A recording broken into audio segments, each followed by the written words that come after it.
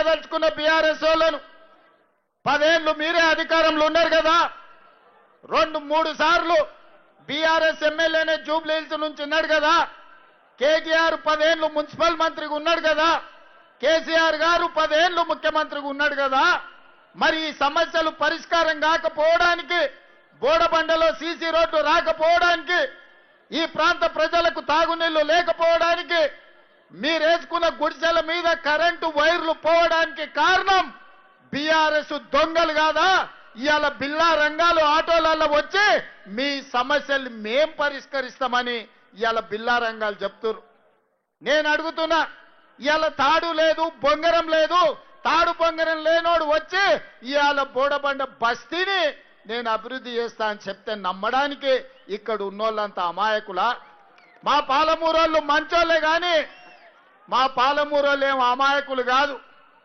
మట్టి పని, తట్ట పని, పార పని ప్రపంచంలో ఎక్కడ ఉన్నా కష్టపడి పనిచేసే మేము మంచేందో చెడేందో గుర్తుపట్టనంత అమాయకులం కాదు. అందుకే ఇవాళ మమ్మల్ని నమ్మించి మోసం చేస్తే ఏమైతుందో పాలమూరు జిల్లాలో చూసిండ్రు బీఆర్ఎస్ వాళ్ళు. ఈసారి జూబ్లీ హిల్స్ లో చూడబోతున్నారు. అందుకే మిత్రులారా, వాళ్ళు చెప్పే అబద్ధాలు, వాళ్ళు లేవనెత్తుతున్న సమస్యలు, దీనికి వాళ్ళే కారణం కాదా? మీరు ఒక్కసారి ఆలోచన చేయండి. 10 ఏళ్ళ అధికారంలో ఉన్న వాళ్ళు 2 ఏళ్ళు కూడా మేము పూర్తి చేసుకోలే. ఈ ప్రాంతంలో 14,159 రేషన్ కార్డులు ఇచ్చింది కాంగ్రెస్ పార్టీ కాదా? అడిగిన వాళ్ళందరికీ రేషన్ కార్డులు ఇచ్చింది కాంగ్రెస్ పార్టీ కాదా? ఇవాళ పేదవాళ్ళ ఇళ్లల్లో 200 యూనిట్లు ఉచిత కరెంట్ ఇచ్చి కరెంటు బిల్లు కట్టాల్సిన పని లేదు. పేదల ఇళ్లల్లో వెలుగులు నింపాలి, పేదోళ్ళ కళ్ళల్లో సంతోషాన్ని చూడాలి అని ఇవాళ ఇందిరమ్మ రాజ్యంలో మీ బస్తీలలో మీ ఇండ్లకు ఉచితంగా కరెంట్ ఇస్తున్న మాట వాస్తవం కాదా? ఇవాళ ఇదే కాదు, ఆనాడు రేషన్ షాపుల్లో దొడ్డు బియ్యం కేసీఆర్ ఇస్తే ఆ దొడ్డు బియ్యము పశువుల దానాకు పంపించేది మా ఆడబిడ్డలు, మా లంబాడి ఆడబిడ్డలు ఈడు ఉన్నారు. ఆనాడు ఎవరన్నా కేసీఆర్ ఇచ్చిన బియ్యం తిన్నారా? మరి ఇవాళ ఇందిరమ్మ రాజ్యంలో మేము సన్న బియ్యం ఇస్తున్నాం. ఇవాళ ప్రతి కుటుంబానికి ప్రతి మనిషికి 6 కిలోల దాకా సన్న బియ్యం ఇస్తున్నాం. ఇవాళ సన్న బియ్యం అమ్మ తల్లిదండ్రులే కాదు, సంటి పిల్లలకు కూడా ఇవాళ అన్నం పెట్టే పరిస్థితి వచ్చింది. సన్న బియ్యం ఇవాళ మీకు అందరికి వస్తున్నాయా లేదా ఒక్కసారి ఆలోచన చెయ్యండి. నేను ముఖ్యమంత్రి అయి 22 నెలలు కానికి వస్తుంది. ఒక్కనాడన్నా 3 సార్లు మీరు ఎన్నుకున్న ఎమ్మెల్యే అసెంబ్లీలో ఎప్పుడన్నా జూబ్లీ హిల్స్ సమస్యలు మాట్లాడిండా? ఎన్నడైనా మాట్లాడిండా? ఎన్నడన్నా వచ్చే కాగితం ఇచ్చిండా? పీజీఆర్ బస్తీలో పట్టాలు కావాలని అడిగిండా? మీకు నీళ్లు కావాలని అడిగిండా? మీ సీసీ రోడ్ల గురించి మాట్లాడిండా? మీ రేషన్ కార్డుల గురించి చెప్పిండా? మరి ఏమి చెప్పనప్పుడు 3 సార్లు అవకాశం ఇచ్చారు. ఇవాళ మున్సిపల్ మంత్రిగా కేటీఆర్ 10 ఏళ్ళు ఉన్నాడు. ఆ రోజు ఎందుకు ఈ సమస్యలు పరిష్కరించలే? అందుకే ఇవాళ ఈ బోడబండ ప్రాంత సమస్యలు పరిష్కరించాలంటే యువకుడైన నవీన్ యాదవ్ని ఇవాళ ఎమ్మెల్యేగా చేసి పంపించండి. మీ తరఫున మాట్లాడతాడు, మీ తరఫున కొట్లాడతాడు, మీ తరఫున కాగితం తెచ్చిస్తే చేయడానికి నేనున్నా. ముఖ్యంగా మా పాలమూరు జిల్లా బిడ్డలకు నేను అడుగుతున్నా, ఇవాళ మీ బిడ్డ ఇవాళ ఈ తెలంగాణ రాష్ట్రానికి ముఖ్యమంత్రిగా ఉన్నాడు, పనులు చేయించుకునే బాధ్యత మీది. మరి మీ తరఫున మాట్లాడాలంటే మీ తరఫున మాట్లాడే మనిషి మీ ప్రతినిధిగా ఉండాలి కదా. అట్లాంటిది వాళ్ళకు 3 సార్లు ఇచ్చిండ్రు. కేటీఆర్ కు 2 సార్లు 10 ఏళ్ళు మంత్రి పదవి ఇచ్చిండ్రు. బీజేపీ కిషన్ రెడ్డి ఇవాళ కొత్తగా సమస్యలు చూసినట్టు మాట్లాడుతున్నా, అయ్యో మట్టి ఉంది గీడ బుడుతుందని. కిషన్ రెడ్డి ఎక్కడి నుంచి వచ్చినవా నువ్వు?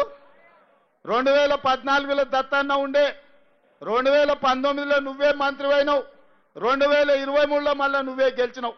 మోడీ 3 సార్లు ప్రధానమంత్రి అయిండు. మరి ఈ మట్టి తీసి సీసీ రోడ్లు వేయాలని మనం తెచ్చినవా? బోడబండకి ఎప్పుడైనా నీ ఎంపీ నిధుల నుంచో కేంద్ర మంత్రిగా 10 పైసలన్నా తీసుకొచ్చినవా? ఇవాళ పన్లిక్కులు ఇచ్చుకుంటూ వచ్చిన, అయ్యో మీకు సమస్యలు ఉన్నాయి, మీ సమస్యలు పరిష్కరిస్తామని. ఈ దేశానికి ప్రధానమంత్రిగా నరేంద్ర మోడీ ఉన్నాడు. ఏం తెస్తావో తీసుకురా, ఇంకా 10 రోజులు ఉంది పోలింగ్. ఏం తెస్తావతే ఢిల్లీ నుంచి, అంతేగాని గల్లీలలో వచ్చి ఇవాళ 1-2 అని కథలు చెప్తున్నాడు. పార్లమెంట్ ఎన్నికల్లో బీఆర్ఎస్ వాడు ఓట్లన్నీ బీజేపీని కేపించిండు.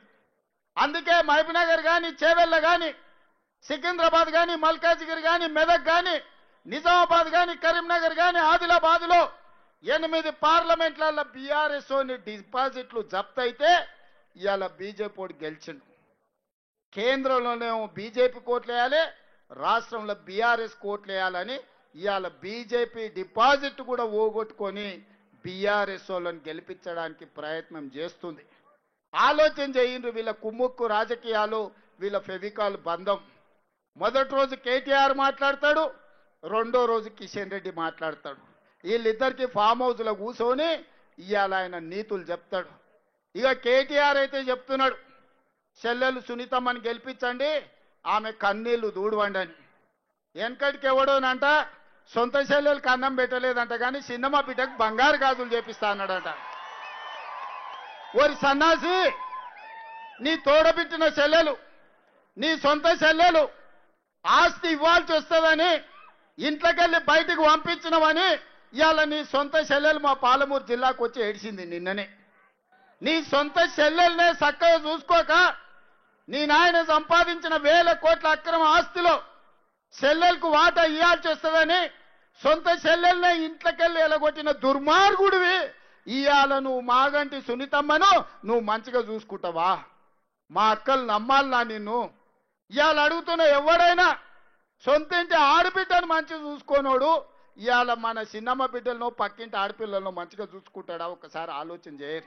జూబ్లీహిల్స్ ఎన్నికలకు సంబంధించి నిన్న ముఖ్యమంత్రి గారు రోడ్ షోలో ఒక రాజ్యాంగబద్ధంగా గవర్నర్ దగ్గర ప్రమాణం చేసినటువంటి ముఖ్యమంత్రి గారు, మరి రాజ్యాంగంలో ముఖ్యమంత్రికి ఇదే భాష మరి ఏ పుస్తకాల్లో చదివిండో కానీ కాంగ్రెస్ పార్టీ దరిద్రం, కాంగ్రెస్ పార్టీ దురదృష్టం ఏంటంటే ముఖ్యమంత్రి గారి భాష ఇప్పటికైనా మార్చుకోవాలని చెప్పి నేను ఈ సందర్భంగా తెలియజేస్తా ఉన్నాను. ఆయన నిన్న మాట్లాడుతూ టీఆర్ఎస్ ప్రభుత్వం హయాంలో ఏమి అభివృద్ధి కార్యక్రమాలు జరగలేదని చెప్పి వారు మాట్లాడుతూ ఒపీనియన్ పోల్ పెడదాం మీకు ధైర్యం ఉంటే.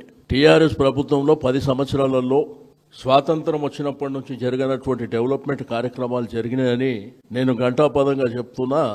మీకు ధైర్యం ఉంటే ఒపీనియన్ పోల్కు సిద్ధం కావాలని చెప్పి నేను ఈ సందర్భంగా తెలియజేస్తా ఉన్నా. ఆయన నిన్న మాట్లాడుతూ బాగా వర్షాలు రాగానే వరదలు రాగానే అంటే అమీర్పేటకు పోయిండట ఆయన.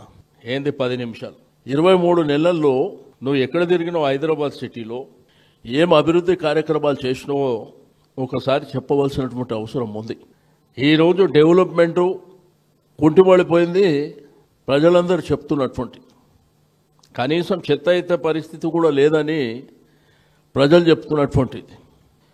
మీకు అందరూ తెలుసు, ఒకప్పుడు కాంగ్రెస్ ప్రభుత్వం 10 సంవత్సరాలలో 4,636 కోట్ల రూపాయలు హైదరాబాద్ మీద ఖర్చు పెడితే మేము 44,021 లక్షల రూపాయలు ఖర్చు పెట్టినాం.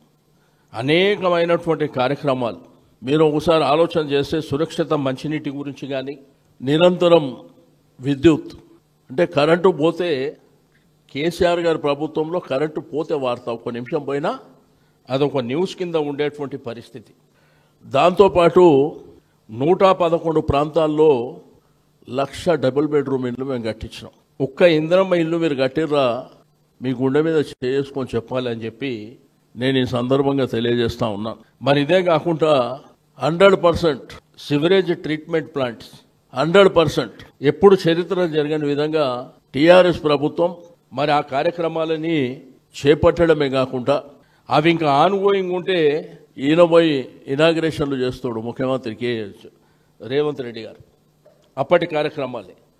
అదేవిధంగా మీకు ఫ్లైఓవర్లు కానివ్వండి, మీకు తీసుకుంటే లింక్ రోడ్లు కానివ్వండి, ఈరోజు హైదరాబాద్ సిటీలో గ్రేటర్ హైదరాబాద్ పరిధిలో ఎన్ని ప్రాంతాలలో మనం తీసుకున్నామో మీరు ఒకసారి చూస్తే ఈ వైపున ఉప్పల్ కానీ, ఎల్బీ నగర్ ప్రాంతం కానివ్వండి, మరి ఓల్డ్ సిటీ ప్రాంతం కానివ్వండి, గచ్చిబౌలి ప్రాంతాల్లో కానివ్వండి, మీకు ఫ్లైఓవర్స్ కానివ్వండి, ఆర్ఓబి కానివ్వండి, ఆర్యూబి కానివ్వండి, ఇట్లా కార్యక్రమాలని మనం బ్రహ్మాండంగా తీసుకోవడం జరిగింది.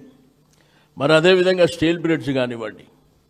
దీంతో పాటు హైదరాబాద్ హరితవనంలో నంబర్ 1 స్థానంలో ఉండాలని ఎంతో కష్టపడి ఆ కార్యక్రమాలను చేపట్టడం జరిగింది.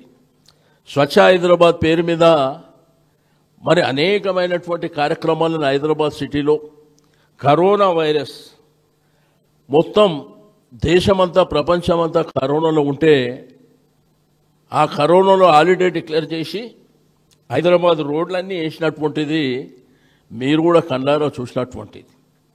నిన్న ముఖ్యమంత్రి గారు ఏమంటారంటే కేటీఆర్ గారంట హైదరాబాద్ సిటీలో ఎప్పుడు తిరగలేదంట.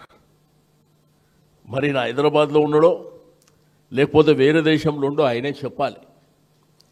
కేటీఆర్ గారి ఆధ్వర్యంలోనే కదా ఇవన్నీ కార్యక్రమాలని టేకప్ చేసింది. బస్ బేలు కానివ్వండి, పార్కులు కానివ్వండి, మరి అదేవిధంగా మనకు కమ్యూనిటీ హాల్స్ కానివ్వండి, కళ్యాణ మండపాలు కానివ్వండి, బస్తీ దవాఖానాలు కానివ్వండి, ఇవన్నీ మన కళ్ళ ముంగట ఉన్నటువంటి ఇవన్నీ కార్యక్రమాలని ఆ రోజు బీఆర్ఎస్ ప్రభుత్వ హయాంలోనే చేపట్టినటువంటి విషయాన్ని మీరు మర్చిపోయి నిన్న మాట్లాడుతూ వాళ్ళిద్దరినంట స్తంభాన్ని కట్టేయాలనంట. మరి 2500 రూపాయలు మహిళలకు ఇస్తా అన్నటువంటి మిమ్మల్ని, 2000 పెన్షన్ 4000 ఇస్తా అన్నటువంటి మిమ్మల్ని, కళ్యాణ లక్ష్మికి షాదీ ముబారక్కు 1,00,000 రూపాయలతో పాటు తులం బంగారం ఇస్తాన్న మిమ్మల్ని ఎక్కడ కట్టేయాలనో మరి మీరే చెప్పవలసినటువంటి అవసరం ఉంది. కంటోన్మెంట్లనంట బై ఎలక్షన్లో గెలిస్తే 4,000 కోట్ల రూపాయలు ఖర్చు పెట్టిందంట కంటోన్మెంట్ కాన్స్టిట్యున్సీ. నేను ఉండేది కూడా అక్కడనే.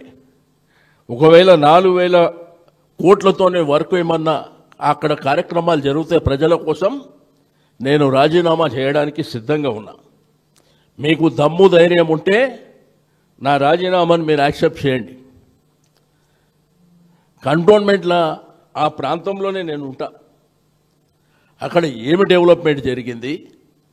మీరు మోసపూరితమైనటువంటి హామీలు ఇచ్చి ఈరోజు అధికారంలోకి వచ్చిన తర్వాత ముఖ్యమంత్రి గారే మరి ఆ విధమైనటువంటి భాష మాట్లాడితే ప్రజలు చీదరించుకునేటువంటి పరిస్థితి వస్తుంది. అజారుద్దీన్ గారిని మంత్రి పదవి నిన్న ప్రమాణ స్వీకారం చేశారు. మా బీఆర్ఎస్ పార్టీ డిమాండ్ 23 మాసాల నుంచి మైనారిటీలకు మంత్రి పదవి లేదు ఇవ్వాలని చెప్పే కదా మా డిమాండ్. ఆయనకి ఇస్తానంట, మాకు అసూయనంట. ఆయన భారత క్రికెటర్ అంట, ఆయన వస్తే మాకు అసూయ వస్తుందంట. మా డిమాండ్తోనే కదా మీరు ఇచ్చింది. రెండోది, నీకు అంత వాళ్ళ మీద ఈ జుబ్లీహిల్స్ ఓడిపోతున్నాం అనేటువంటి భయం లేకపోతే మన అజారుద్దీన్కు మీరు కొత్తగా అప్పుడు మీ ప్రభుత్వం వచ్చినప్పుడు ఎందుకు ఇవ్వలే? మీకు అంత వాళ్ళ మీద మమకారం ఉండి మైనారిటీలను ఏదో చేయాలనేటువంటి సంకల్పం ఉంటే ఆ రోజు ఎందుకు చేయలే? 2 సంవత్సరాలు దగ్గర వస్తుంటే ఆ జుబ్లీహిల్స్ బై ఎలక్షన్ ఉందని చెప్పి ఈరోజు మైనారిటీలు దూరం అవుతుండ్రని చెప్పి మరి మీరు మోసం చేసేటువంటి కార్యక్రమం కాకపోతే ఏందని చెప్పి నేను అడుగుతా ఉన్నా.